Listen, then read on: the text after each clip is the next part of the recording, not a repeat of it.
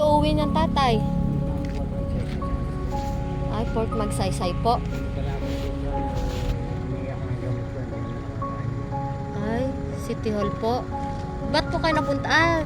Ba't po kayo napunta dito, tatay? Port Magsaysay pa po kayo, tatay?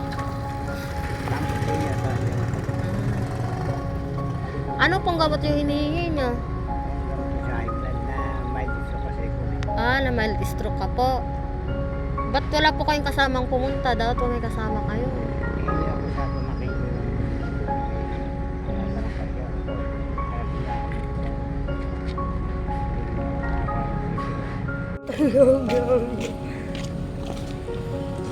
Tatay, ito na po. 250 to ha. Mag-iingat ka. Bumili ka na din ng gamot mo. Pasensya na po, wala po ako. Yan lang pa yung pera ko eh. Paano po kayo? Itutulak nyo pa po yung ano nyo yan?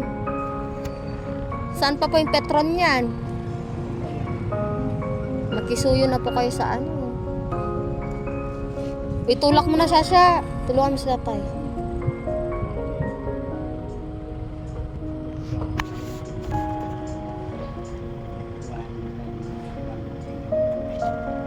$150 po yung gamot nyo. Sakto po, bumili na kayo tapos maggas na po kayo. Wala pa po kasi akong sweldo, tatay. Na? Pasensya na po na. Opo. Itulak mo na siya, tulungan tatay hanggang doon lang Sige na. Tulak mo, kawawa naman si tatay.